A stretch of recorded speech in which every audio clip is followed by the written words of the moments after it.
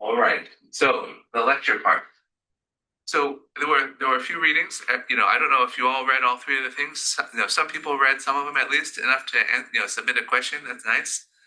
So we're going to try and do the same thing. And uh, so the challenge here. So what this reading was about this week um, was about two things. One is I want to catch everybody up with this notion that concepts are vectors, that we are trying to understand the power of the representations in this neural vector space, which is how a certain school of a certain community of neural network people have been thinking about concept representations.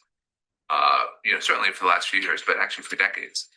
But that comes in a larger context, a larger historical context that I wanted you to get a little flavor of. But covering the larger historical context is sort of a whole semester course. So I didn't give you guys like 10 papers to read, but I'm going to try to give you a little sense for it now. So there's a central question. What is that concept? And actually, who's Isaac? Isaac, you asked this in your question, like, right? What was your question? Yeah. You kick us off. Sure.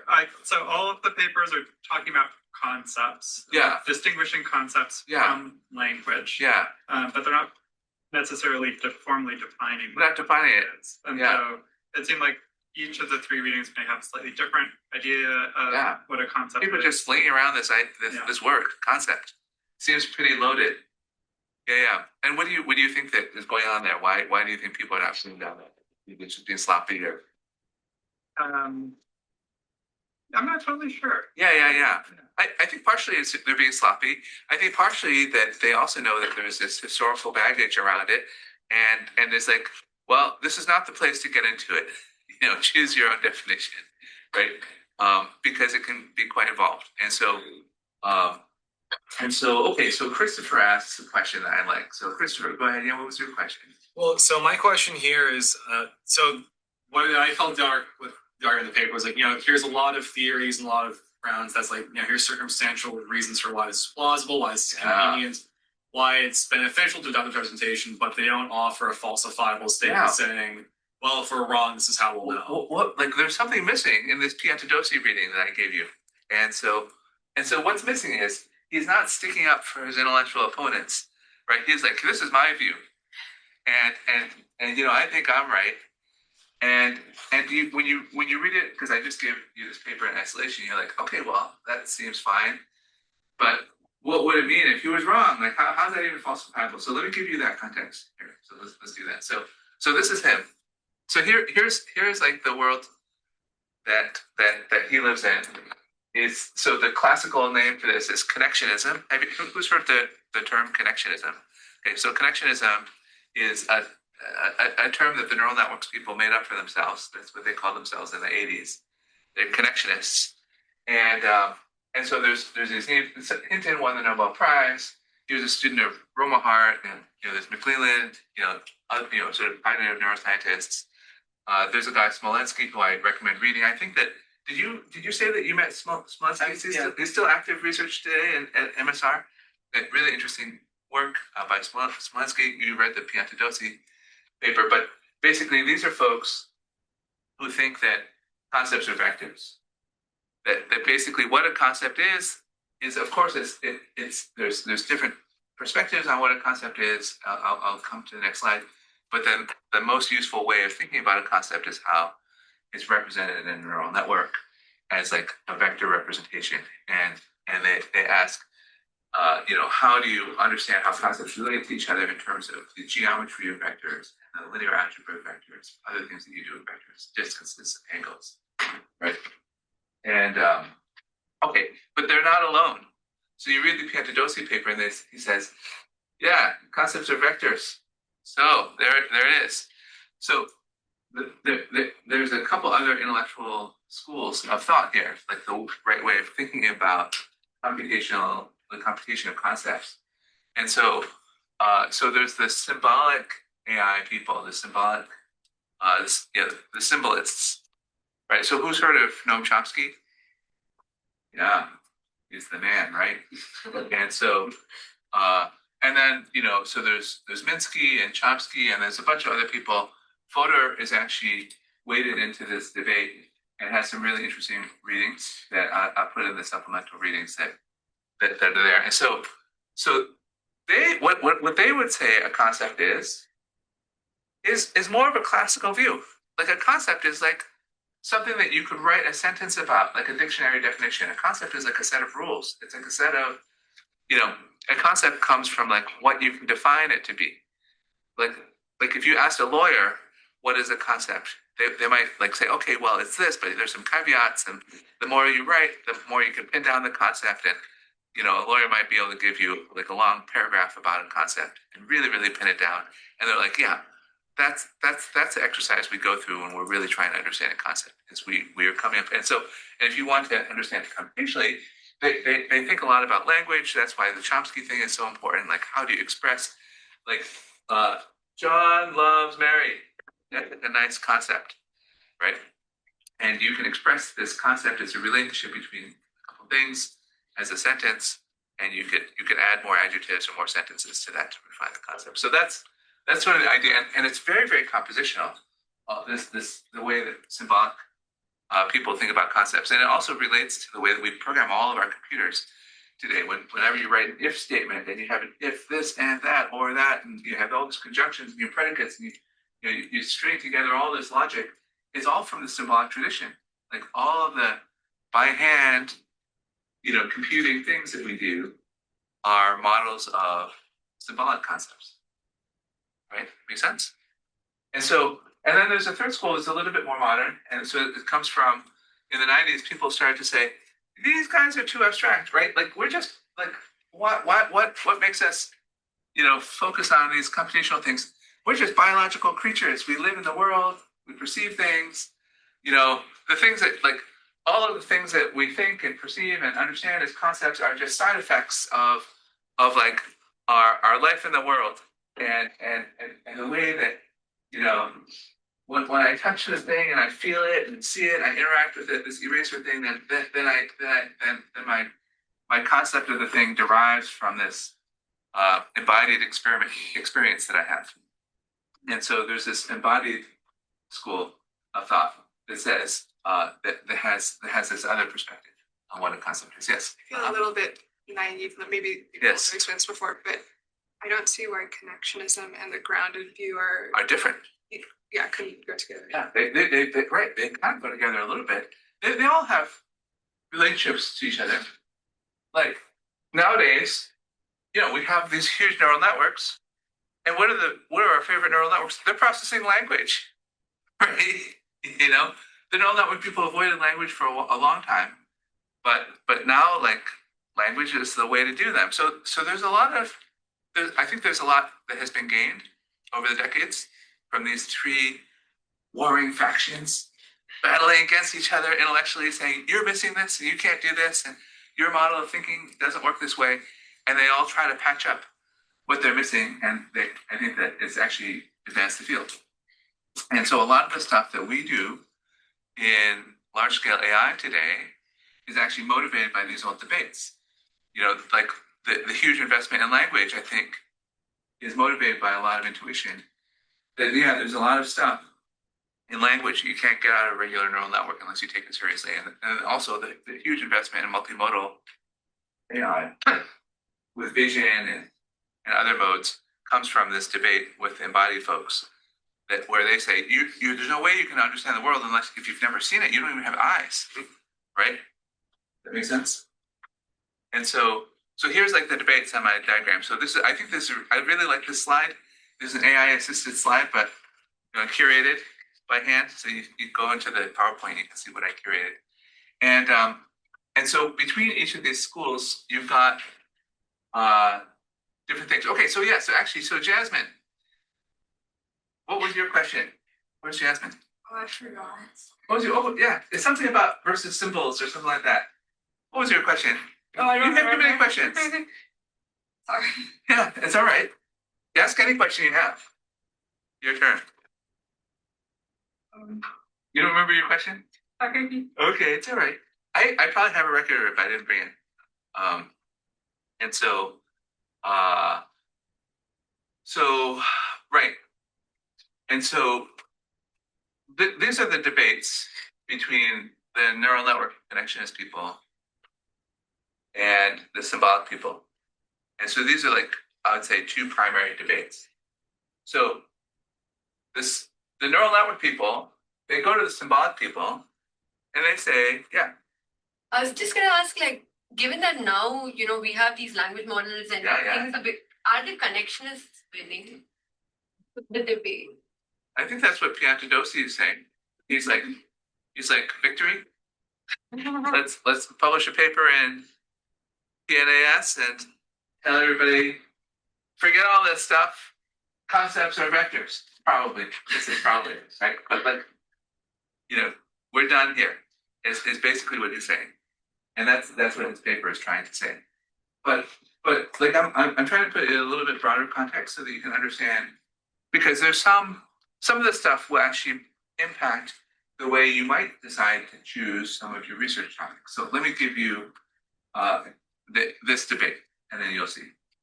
So on one side, we're familiar with the debate.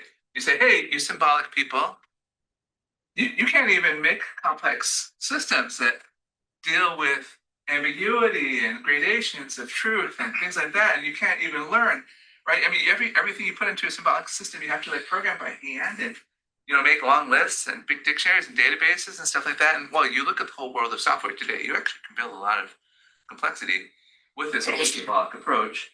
But there's a lot of stuff you can't do. All the cool new neural network stuff you can't do with symbolic systems. It has no answer to learning. It has no answer to this sort of approximate reasoning.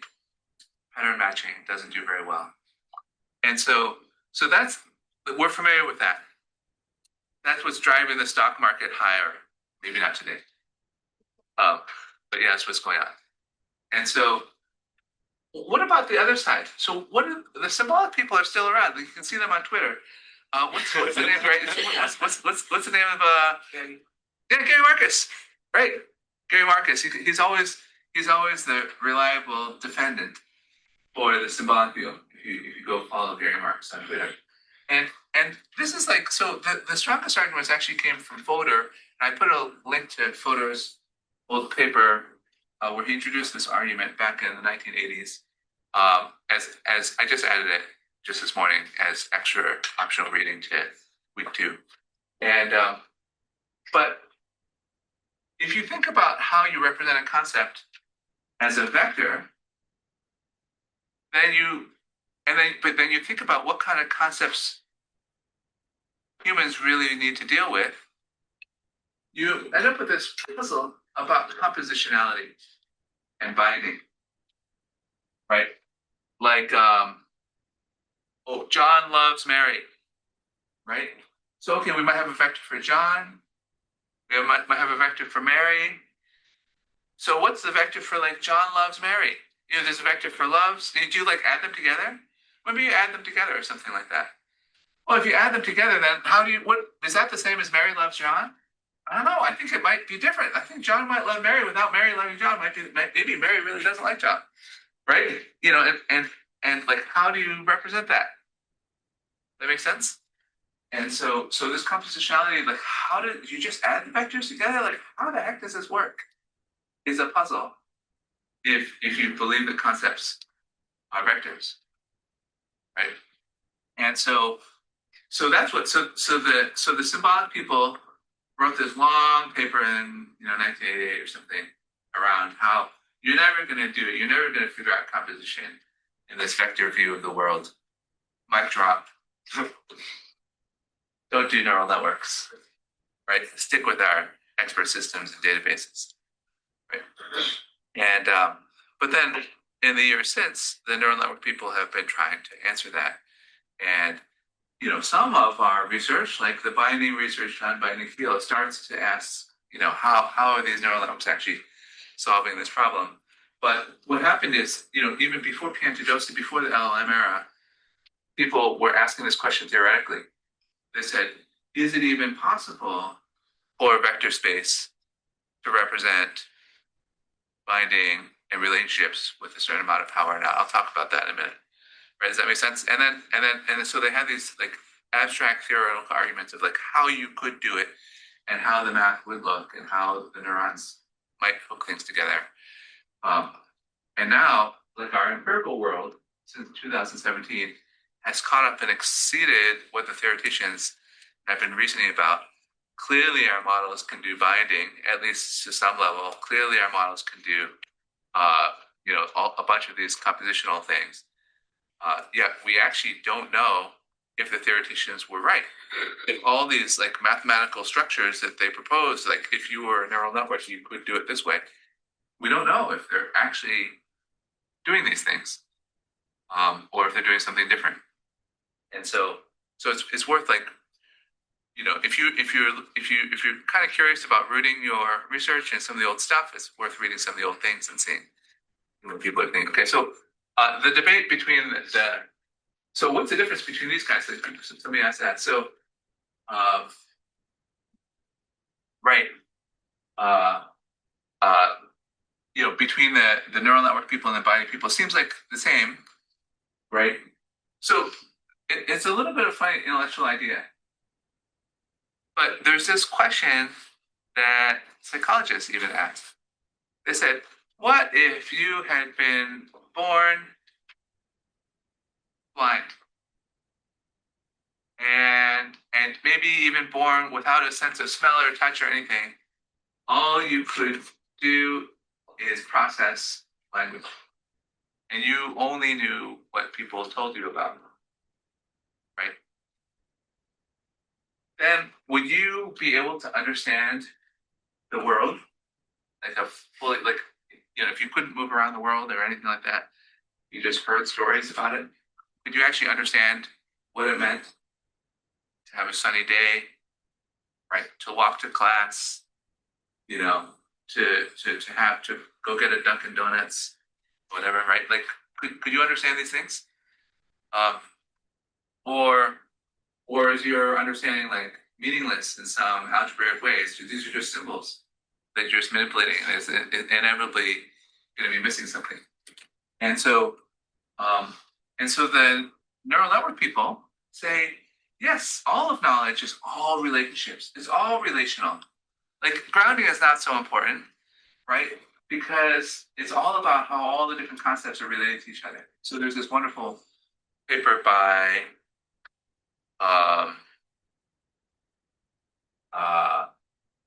what's Phil Weislow's lab, the Platonic hypothesis. Who's the first author on the HUH, right? Jacob Hutt and Philip Weisler just came out a year ago. They're firmly in this camp. They said, hey, if you train a model just on vision and you train a model just on language, they like form these internal graphs of like relationships between all their internal concepts.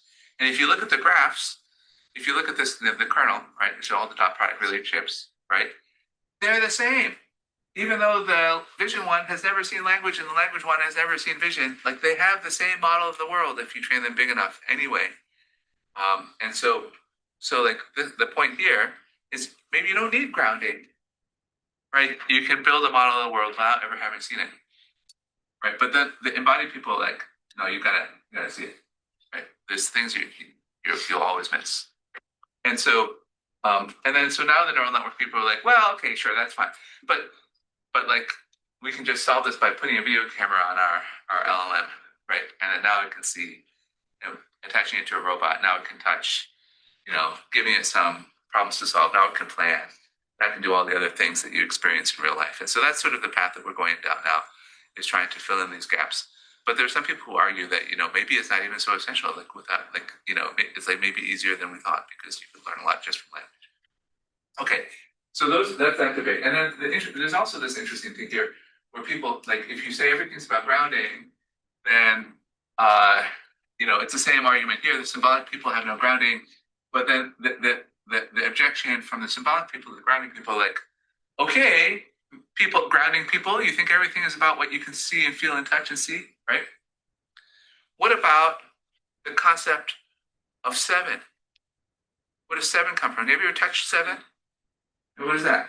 What about the concept of justice? right? How does that play into what you could feel and touch and see, right? So the symbolic people they love these language puzzles, right? And they're like, you're missing this. That's the three-way debate between these communities. Just a little kind of that makes sense. And so we are sitting here. This whole class you can think of as continuing in this tradition, and one way of thinking of it is, for 50 years, people have theorized in order to resolve these debates about what can be done here. But now there's this engineering solution of just making these systems, and they can do all these things. They can do them. But we actually don't know whether the way they're solving them matches up with what the theorist posed. And there's like a 50-year-old history here that's kind of interesting to retrace. It's like answer. Like, is it working the way we thought, or should we be surprised? Maybe it's like it's working, but it's working in a totally different way. And so by peering inside the brains and inside the neural networks, you can resolve some of these questions if that interests you. Okay. So for the neural network view, I think there's a couple other questions. So let me let Hayu and Kai ask questions and maybe I can use some of the materials here to help out. So Hayu, are you around? Yeah. Yeah. What was your question? I was reading Paul's paper, and I think they saying that the features and the number of neurons has a superposition. Yeah. I don't understand how the superposition here tells. Great. So we'll talk about superposition in a minute. But so one of your questions is like, what is even a feature? Yeah. Right. And so a feature is another rough synonym for concept. Right. It's just like it's what machine learning people say when they've got a represented concept and they don't want to wade into the whole debate about what is a concept. So they say, well, what we have is a feature. It's kind of like it's a concept, but one that you don't want to debate about.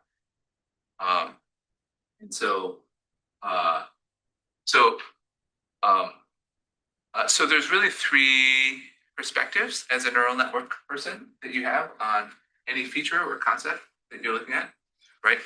One is the primary thing we're studying, which is, there's some neural configuration. You get your neural network in some state. You can put a number on every neuron, right? That's sort of like, that's like all the information that's in your neural network, right? Or some subset of the information or something, right? Some subvector, right? So this is like, so one way of thinking of like, what is a feature or a concept is some part of this thing, this big vector that you've got, right? But then there's these other perspectives, right? So, and if you're a neuroscientist, then take fMRI. That's what you're studying, right? But then, like, informally or maybe philosophically, right? That the brain or maybe the neural network is sort of thinking a thought. It's thinking something, right? So you might have like a concept, like the food that Alice loves.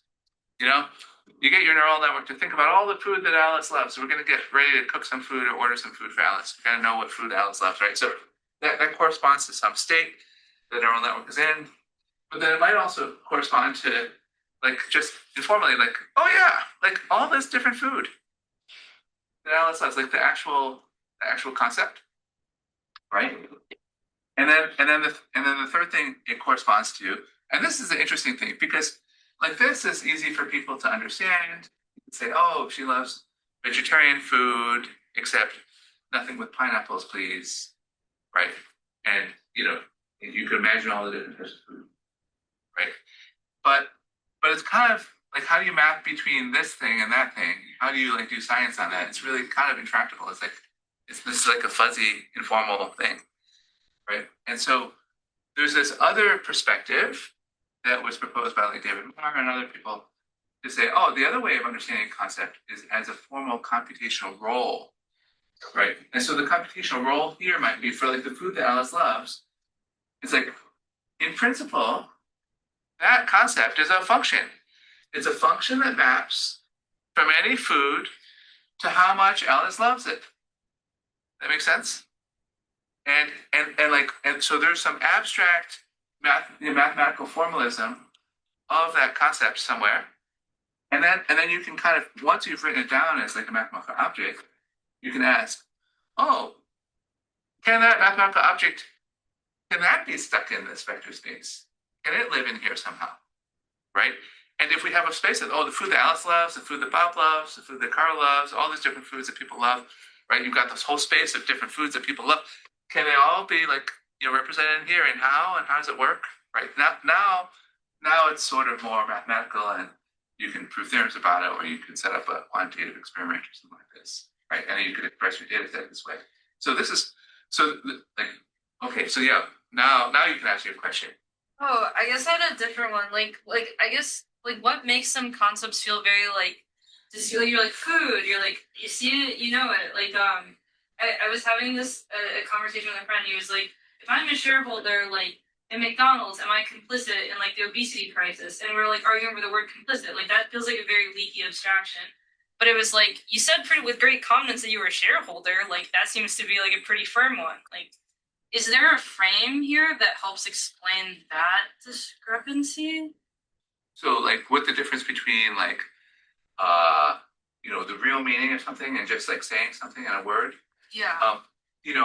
So my philosophy on this is after appearing inside these neural networks for a couple of years, is that they are all concepts at different levels, right? In other words, you can have purely linguistic concepts, or they just sort of say, well, somebody uttered implicit.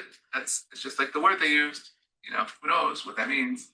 But then, deeper in the neural network, there may be other more abstract concepts that correspond to certain levels of taking responsibility, or really having responsibility, or perceiving responsibility, or something like that. And then it's a very interesting question when you get away from just the literal words, whether the LLM or whether the AI is actually trying to parse apart these different abstract concepts that you might imagine they have to.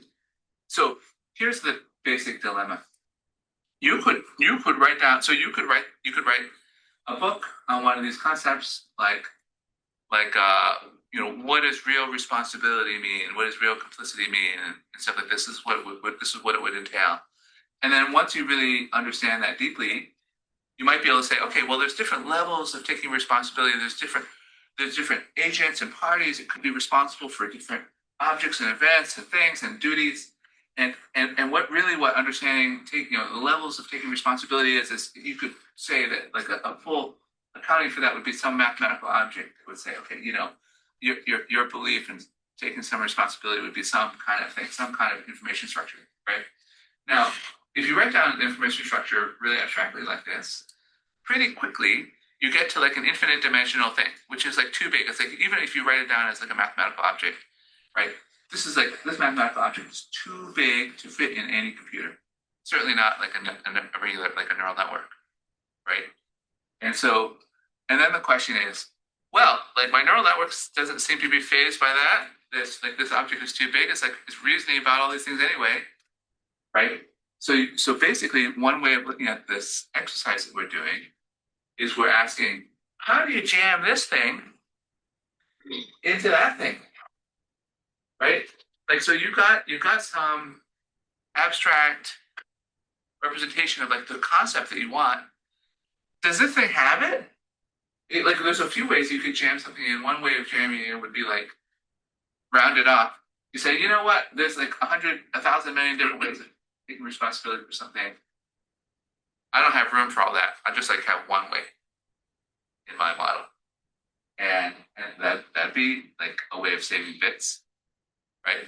Or there might be some way of decomposing it. So I think that this gap is the thing that historically people were struggling with, and all this old classical work on connectionism, and I think this gap will permanently be with us as we work with LLMs and we understand their capabilities and limitations. And so this is part of what we're after by keeping this field going. Is understanding this gap. Okay. So all right. Let's see who else had a question. There's another Kai. Kai had a question that I thought was appropriate to talk about at this point. Is Kai around? Yes. I was going on kind of a tangent. Yes. Because the why concepts are probably vectors paper Yes. talked mainly about concepts in like word vectors. And they Yes. talked about the relationship between those. Like Yes. dog is to dogs, is cat is to cats, Yes. that kind of thing. Yes. And there's other work showing that models also kind of have those relationships. Like if you train a model on summarization in like news and a model on classification in news, then the difference between those two models is like analogous to that difference in other domains too. Yes. Yes. Yes. And so, kind of a broader question that I had was, like, if we treat models as like billion dimensional vectors, are Yes. they representing Yeah. things like domains or tasks? Like, what level of knowledge can we represent with vectors? Yes. Yes. So you're asking a couple meta questions, and so you're sort of you sort of skipped over to this thing here. You said there's other, so there are some really simple abstractions. Like, is there a dog in the room? It's a true or false, like concept, right? And then a lot of like the literature is dealing with like, oh, if you have a whole bunch of true and false concepts, then how do you represent that, and so on. We'll come back to that. But then you're like, oh, but there are complex concepts like models of things and relationships between things and so on. So you're sort of down here, and so I think this is where the way to think of it is to say, yes, there are a lot of really interesting like meta concepts. In fact, like a whole neural network, a whole model, a whole agent, you can kind of think of as one of these things, and then you can ask, oh, does that situate inside a neural network somehow? Is it struggling to try to represent this and understand it, and how or not? Now, in a neural network, there's a couple levels of abstraction, a couple levels of reasoning, and some of these are part of the debate in this discourse.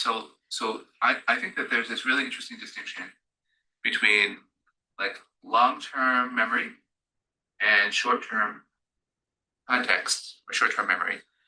And most of what we are playing with in this class has to do with what can you represent in the activations, in the short-term memory, in like the neural states, right? But most of what the rest of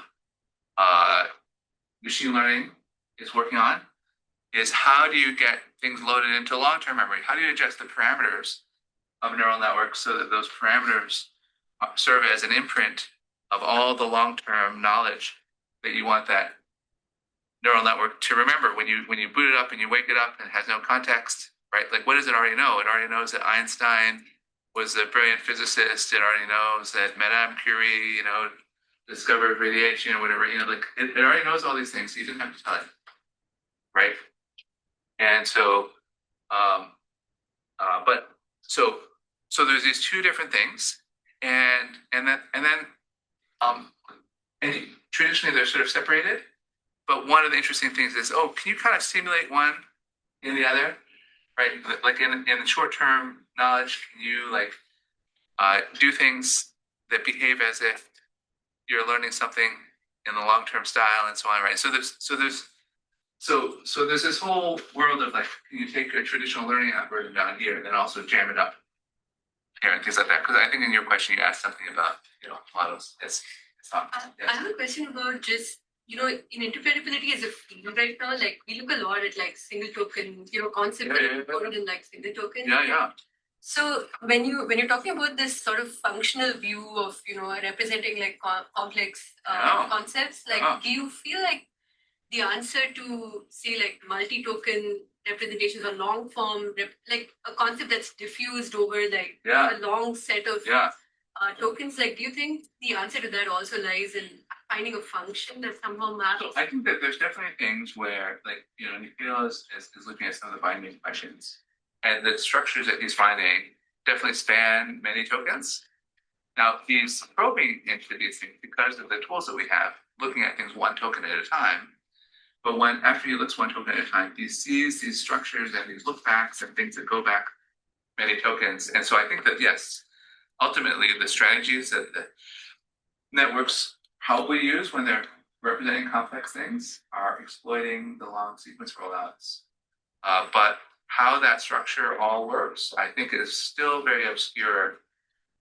We're just like scratching the surface. And so this is just a little view of like, the problems that need to be solved, not really a view of like, somehow we know what things are. That make sense? Okay. Does that answer your question? Everyone? Okay, cool. I know, yeah. Okay, kind of. Okay, so some quiz. Okay, so did I get everybody? Wait, did I get everybody? I got everybody, right? Kai got we talked about Kai's questions a little bit. Okay. So quiz.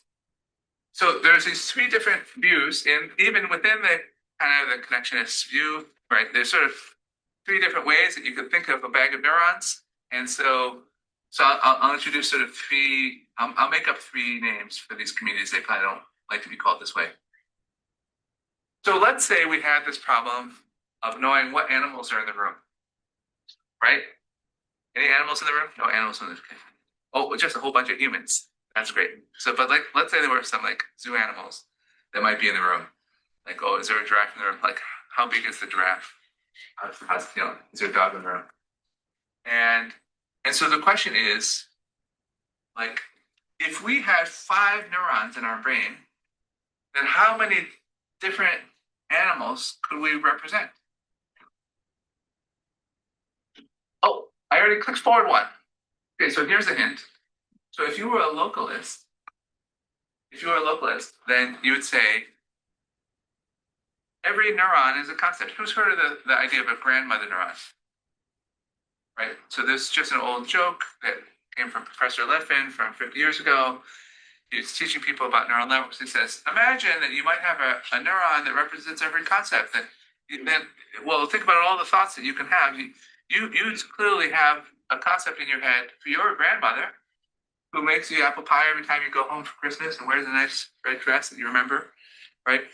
And so what if you had a neuron for that concept? What if it had a physical manifestation of this neuron? Then you would have this concept of your grandmother. Isn't that interesting? So every time you thought about your grandmother, it would light up.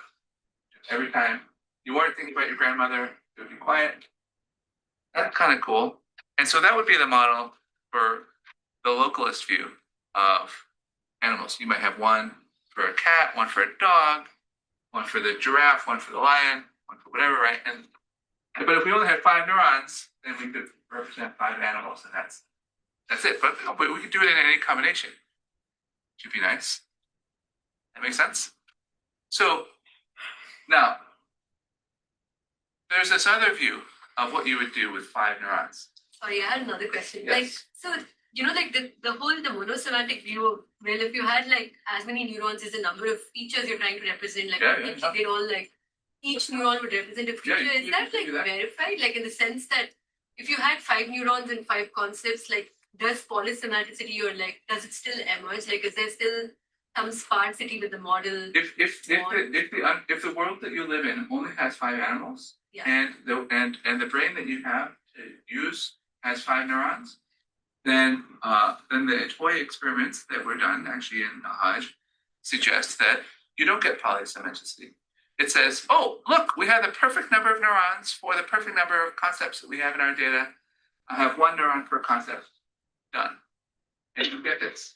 So this actually shows up in Berkeley. We'll talk about that in a minute. Right? Okay, but now you're clever computer scientists. How many things can you distinguish if you have 5 bits? 5 factorial? Huh? 5 factorial? I don't know. That's a little bit like. Yeah. What would you say? 2 to the 5. 2 to the 5. 2 to the 5. Yeah, this is more traditional computer science. Right. So 5 bits is 5 bits, not 5 quarter bits. Yeah. Neurons can be on, they can be off. That's what we'll think about. They don't get shuffled. Right? Make sense? And so like in a combinatorial encoding, which I have here, there's like, if you count very carefully, I got Gemini to draw me 32 little red dots there, right? So it's a hypercube, projecting into 3D space with 32 corners, right? So I don't know if you know why I'm saying it's a hypercube, but basically, yes. So basically, there's this combinatorial view, which is we could represent 32 things. So what if you had like 20 neurons? Then how many things could you represent with this combinatorial view? Well, with the localist view, you could like represent 20 animals. But with the combinatorial view, what is 2 to the 20? Any computer scientists? Quick with 2 to the 20? What was 2 to the 10? I think 2 to 20 is like about a million. About a million, yes, because 2 to the 10 is about 1,000. Did you know this? Okay, right, so 2 to the 20 is about a million. And so, it explodes very quickly. So you could like distinguish between like 1,000,000 different situations if you have 20 neurons. Just 20 neurons. 20 neurons, not that many. It's a lot of situations to distinguish.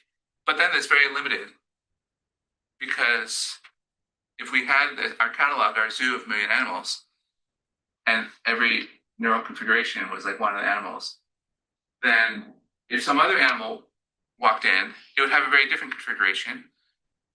And then I'd have trouble with compositionality. Like, well, now both animals are in the room. Like, I don't know what state to put my system in. Now, in the localist thing, no problem. I can just light up both of those neurons. I have both. That makes sense? But in this combinatorial view, it's very fragile. I can't even have two animals in the same room, right? Like if I added those two bit strings together, then what would happen is I would like hallucinate some third animal, right? You see how that would work? That makes sense because I get some other bit pattern. Yeah, and so El-Hajj actually argues this is where a lot of hallucinations come from. A lot of it's from like these kind of things. Okay, so there's this geometric encoding, which is the third thing, which is like, oh, don't think of every neuron as a separate thing. Think of it as like a vector. If Piantadossi says it's a vector, well, I don't know, what is that bias? I don't know if bias is anything, right? Like, how many independent things can you represent if you have a 5-dimensional vector?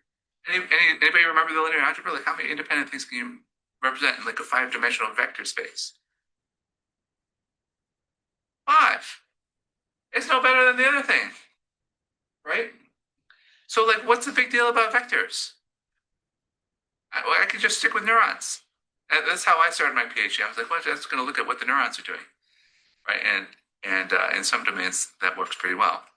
But the vectors have an advantage because what happens is this limitation that you can only represent 5 independent things in a vector space is only true if you constrain your vectors to all be linearly independent, or like if or even orthogonal to each other, but like if linearly independent from each other.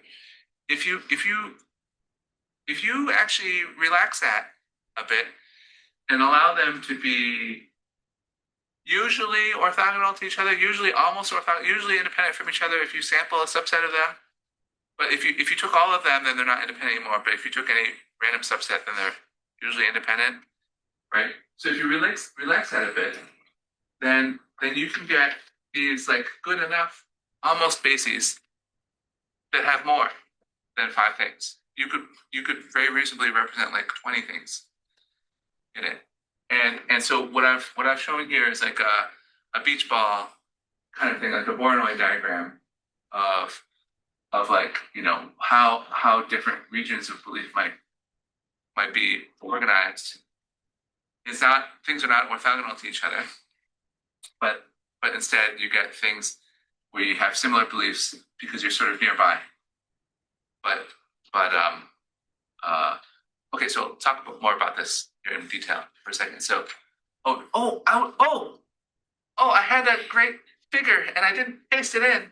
I was like, I worked on this figure for like an hour and I didn't paste it in my slide.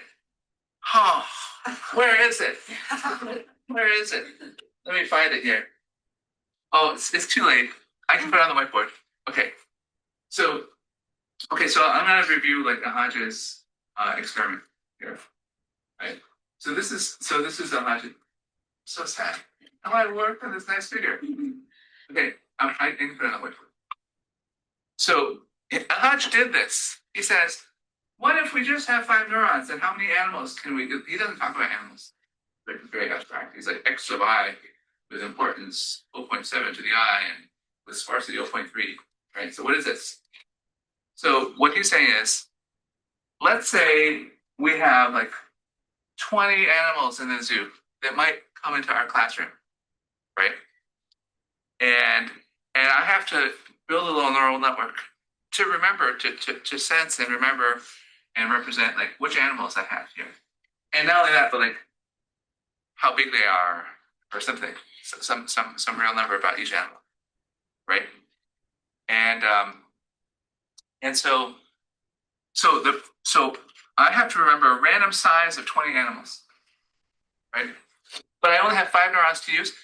Some animals are more important. I'll tell you, if the lion is here, I don't want to forget that. Super important, right? But like if I forget the squirrel, that's okay. Like less important. Make sense? And so I have different levels of importance of every animals. And then the nice thing is that with some probability S, like any given animal will be absent. Like I could set S to like 50%. And that means that, oh, actually 50-50, like any given animal is just not here. Animals just, the line's not here. So it's sparse. That makes sense. So this is like the data situation that we're facing. And so we have 20 different animals and only 5 neurons to deal with it. What happens? And so yeah, the diagram that I was going to draw was this like autoencoded type of diagram where we have like these 20 inputs, right? And then we're gonna like make a little neural network to like assign a 5-dimensional vector to every animal, right? Just a table. Every animal is a 5-dimensional vector for our neurons. And then if multiple animals are in the same room, that we just apply the normal connectionist rule. Like, oh, 2 things are true at once, you just add them. Right? 10 things are true at once, you just add them all up. And so you get some vector representation of like the set of animals. And then the reconstruction rule is the way that we read things out of neural networks is we do dot products. So we say, hey, we know what the vector is for elephant. And I've got some weird 5-dimensional vector. I wonder if there's an elephant in the room, how big it is. And so so to do that, I just take this 5-dimensional vector, take the elephant vector and dot product it, and the dot product should recover the component of my 5-dimensional thing, which is distributed by elephants. All right, so we read that back out, and then now any linear algebra person will tell you, since 5 dimensions is a lot smaller than the 20, it's going to be lossy. There's going to be some error. So they just put this thing in an optimizer, and they say, okay, well, you can come up with any dictionary you want, give any 5-dimensional vector to any one of the 20 animals, just minimize your error, right? And then how do you minimize it? You just stick into an optimizer for 5 minutes. And they say, come up with a nice dictionary for all of the 5-dimensional vectors for every animal. They minimize this error, weighted by this importance. Like we don't want to forget about the lion, but yeah, it's compromising on the squirrels. Okay, make sense? So that's what the situation is in that. Sorry if you're not having the diagram. And so this is what they found, right? Which was that if you do this with a regular linear network, or if you do this with sparsity 0, in other words, every animal is always there. The whole zoo is always here, right? But sometimes, like, the lion is really big, sometimes the lion's really small, right? Sometimes the squirrel's big, sometimes the squirrel's small, right? But the zoo is always here. Or if the model is perfectly linear, then you get this picture. This picture is equivalent to PCA. Who's ever used PCA in their research? Or SVD? Yeah. So this is saying what the brain learns is that it's got 5 dimensions available, and it's going to allocate those 5 dimensions to the 5 most important animals. It needs to keep track of all the carnivores, and none of the other animals matter. Right? It's going to allocate 0 resources to any of the other animals, because the carnivores are always in the room. It needs to know how big they are, right? And all the other animals are in the room too, but they don't matter. So that's what the network does. But as soon as you introduce nonlinearity in the network, so you make it a neural network, so you have a relative, it's not a big deal, it's technicality, so you can do nonlinear functions, and then you add sparsity to the system. You say, oh, what do they say for sparsity? Can I read this off? Sparsity 0.3. So with 30% chance any given animal is not here, right? So maybe the carnivores aren't here. Like a 30% chance that the lion's not here. 30% chance the cheetah's not here. Right? Then what it will do is it'll start to say, I only have 5 dimensions, but I can come up with a code book that has codes for 7 animals. Is that 7% chance? That's fine. Oh, maybe you're right. 70% chance. No, you're right. 70 because it's 1 minus s. Thanks. Gotta get the numbers right. Yes. Yeah, 70% chance. So I guess you have to. It has to be pretty sparse for this to show up. If it's only 3% chance, you probably don't see this. Probably sticks here for a long time. But it needs to be like it has to be. Has to get pretty rare for an animal to be around. And so, if 70% chance the animals aren't around, then it starts saying, oh, you know what? I'll write down codes for 7 animals instead of 5. And now, what is going on with these yellow things is that they're not linearly independent of each other. They're these other vectors that can be confused with one another, right? So like if we have a few of these animals come in, then it's like, do I have a really big squirrel and a medium-sized ostrich and a bat? Or is that what I get from a giant toad and some other thing? Because those two situations would give me the same vector. Like, I don't know, I can't tell which way. Like, it's ambiguous. It's truly ambiguous. But when you do the readout, it says, oh, if you just do a dot product, I'll give you an estimate of like how big the toad was and how big the ostrich was. And you get these numbers. And those numbers are close. They're as close as possible. They actually optimize the loss compared to like throwing away the data. That makes sense? And so so that's the solution. So you see this like slightly larger code book, and as sparsity increases, so now 97% chance, the animal's not here, right? 99% chance the animal's not here. You get a fully sparse code book, right? If it's rare for any of the carnivores to ever show up, then don't give them the whole dimension. They don't get their whole own neuron, right? They only get their whole own neuron if they're like pretty frequently there. Right? But if 99% of the time they're not there, they don't get a neuron. They just get something in an overlapping code book. Right? That makes sense? Yeah, so that's the superposition story. And this is something that neural networks can do that the bineuron localist one neuron at a time thing cannot do. It can pack more concepts in. Right? But with some error. With some loss, with some ambiguity, but inevitably, right? Because it's going beyond what linear algebra says you can do unambiguously. Now, do you guys understand the L-Hodge experiment? Courtney? Yeah, hi. My question was about how stable superposition is across different models and are they consistently grouping the same features together or assigning the same sparsity? Yeah. And if they are so different, then how do we know that the superposition examples we see are actually reliable? Right. And Avery, you had a similar question, is that right? Is Avery here? Yeah. Yeah, I asked that basically. Exactly the same question. Exactly the same question. Okay, another project. So yeah, the answer is the jury's out. When people try to do this on purpose, so there's all these people like training SAEs, which are like a form of doing this on purpose. They try and find discover sparse codes. One of the big problems is SAEs are not stable. Every time you go and train them again, they like divide up the space very differently. On the other hand, it says that for really important concepts that have relationships to each other, they tend to learn the same structure, right? I also think that the research so far has been relatively oversimplified. Like this toy model story and SAEs themselves, they have this assumption of independence between all the features. If your features are all independent, then there isn't any particular reason for some of them to group together or not. But in real data, you have a lot of groupings, a lot of correlations, and a lot of relationships. And so it may be that in real data, you tend to get more reproducibility in superposition, but it hasn't been studied very well.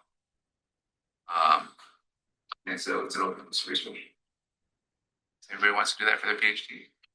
Another question from you, Yuki. Oh yeah, I'm curious about what SAE used for. Like in my eyes, it's just like a map from a low dimensional to a higher dimension. Yeah. What's this about? So in this thing, if I remember to draw the diagram, you can see this toy example is a map from high dimension to low dimension. So you have like 20 conflicts that deal with it. And what the SAEs are claiming or attempting to do is like you have this 5-dimensional thing. Can we guess what the true underlying 20 features were that were pressed into this thing? So SAEs are an attempt at doing an unsupervised decompression technique to reverse what they hypothesize is this kind of process. And if you feed this kind of process in a toy process, the SAEs are pretty good at decompressing it.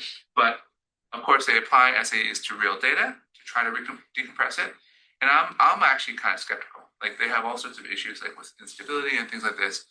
I'm not sure they're really getting a good decompression of all the concepts. They're probably finding a few, right? But that's what they're trying. Does that make sense? Yeah. Okay. Yeah. And then so that's sort of how SAEs fit into it. But a lot of people work on SAEs and they're getting better over time. So Lucy had this question about safety. How do you say your name, Lucy? You should be online. Oh, Lucy, are you online? Yeah, I'll ask Lucy's question. Lucy? Okay, sorry. So what does this mean for safety? Like if these things are like so approximate, like how can we ever assure any of their behavior ever?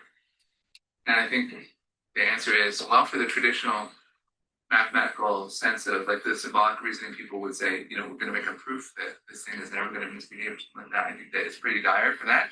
I don't think you're ever going to get a proof out of a system that uses more dimensions than you have capacity, or you're going to get aliasing and problems like this. You're going to get like hallucinations are just inherent. And so for the old-fashioned type of safety, right? I don't think it's that. I'm not optimistic, right? You know, after this kind of analysis. Now, I might, you know, I could be wrong.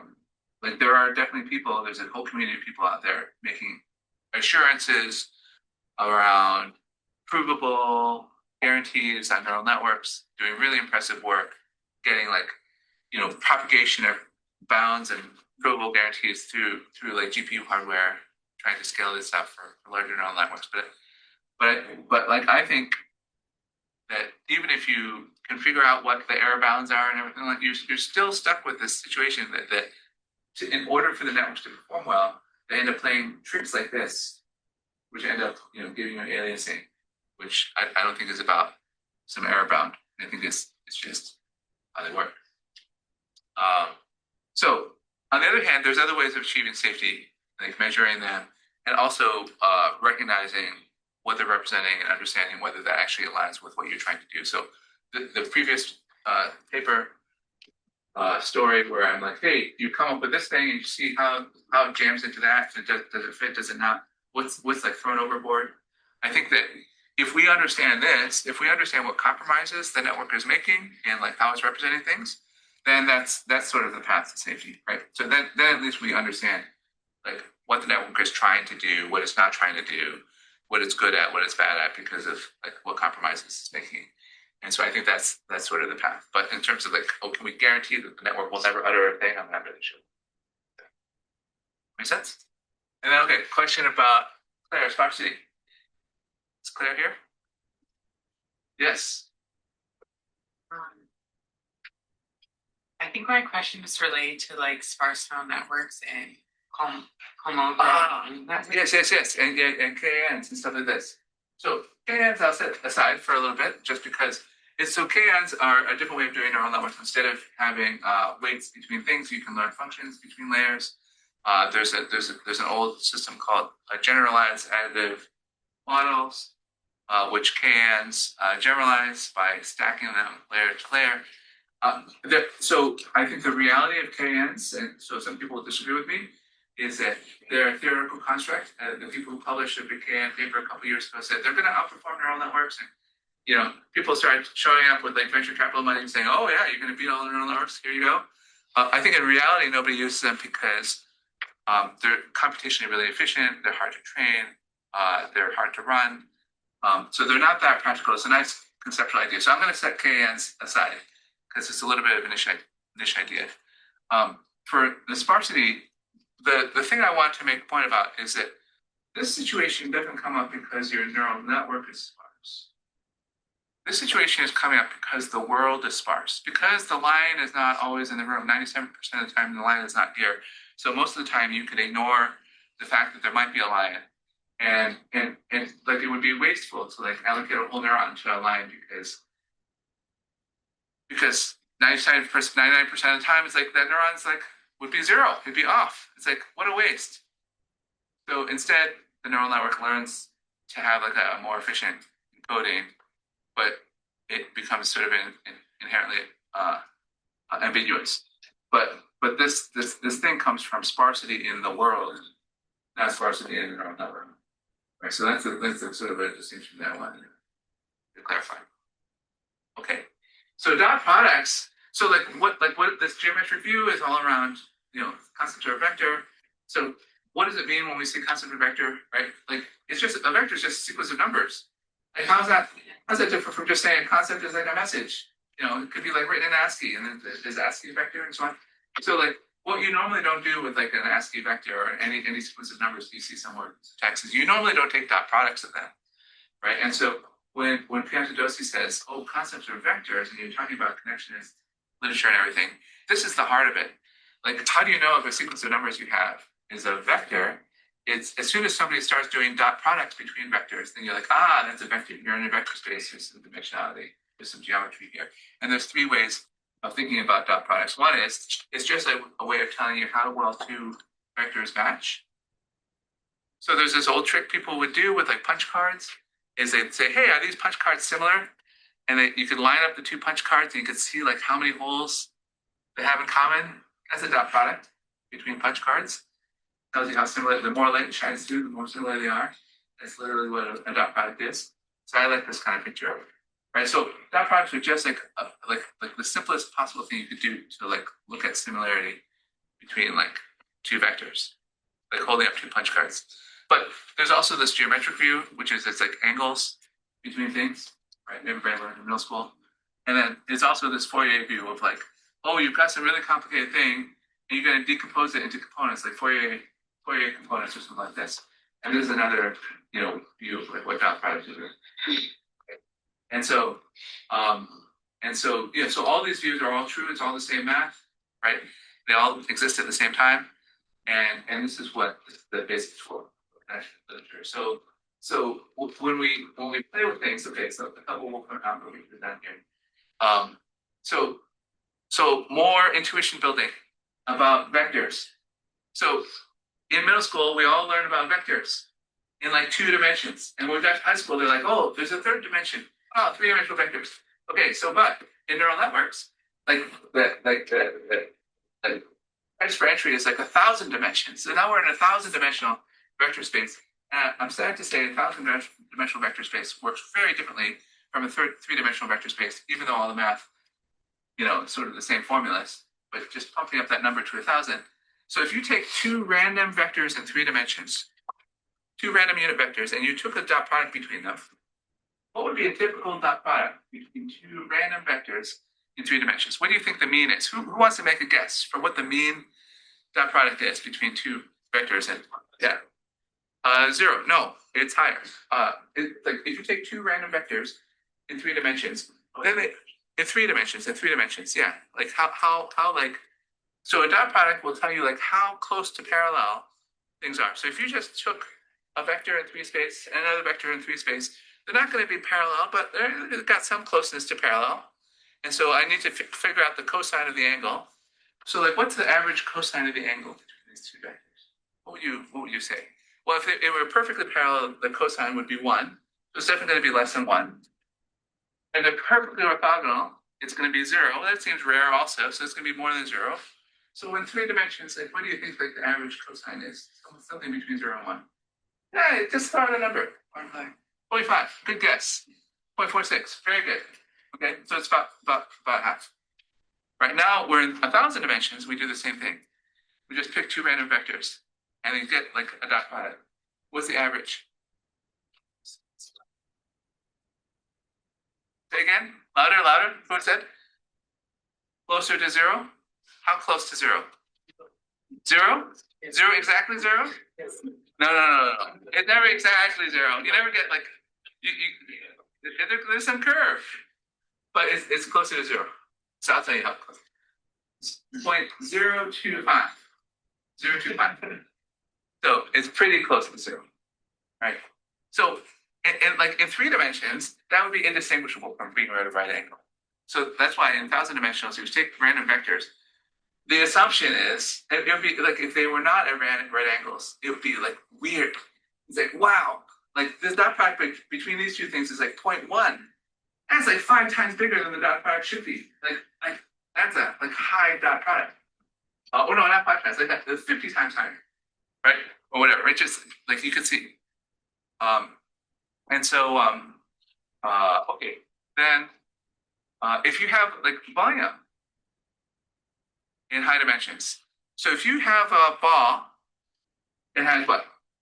Higher cube, whatever, you know, that volume, right? If you shrink the ball by 1% radius, now you have another ball inside. How much did you shrink the volume of the ball? In 3 dimensions. Now the new ball has a new volume. So the old ball had volume 1, and so the new ball has volume, let's say the new volume proportional to the old ball, shrinking it by 1%, shrinking it to 99%. Yeah. Oh, 0.97. 0.97. Yes, physics percent. Exactly. Linear approximation of cubing a number, 97. All right, that makes sense?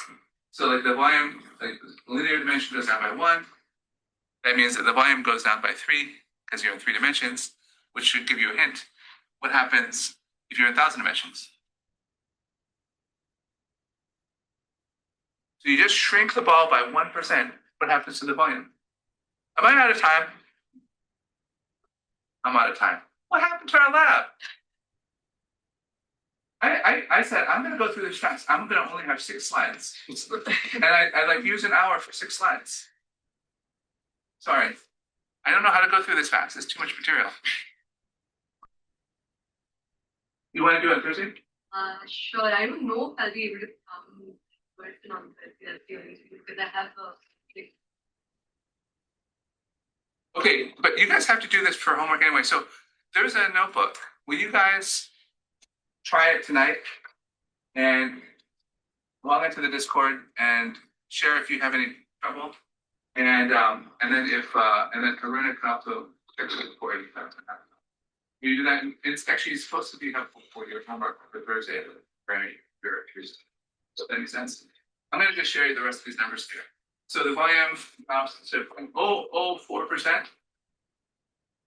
How much of the cube is filled by a unit sphere? In 3 dimensions is 52%. In 1,000 dimensions, it's this crazy astronomical number, 10 to the negative 2700. Right? So basically a cube, a hypercube in 1,000 dimensions is all corner. It's no interior. Like basically all corner. If you have a normal distribution, right? So you take a normal vector, people are like, hey, take a Gaussian distribution. It's like a ball. I know what that's like. It's like fuzzy, right? So actually, in 3 dimensions, like it's pretty rare to have like a Gaussian normal distribution, even though it's like the mode.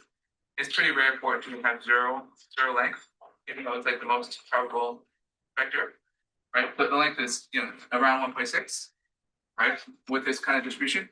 When you get to 1,000 dimensions, this is the length of a Gaussian vector.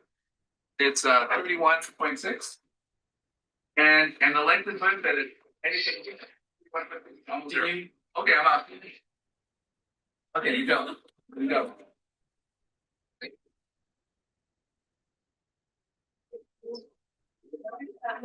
Oh no, I have to wait things to talk about.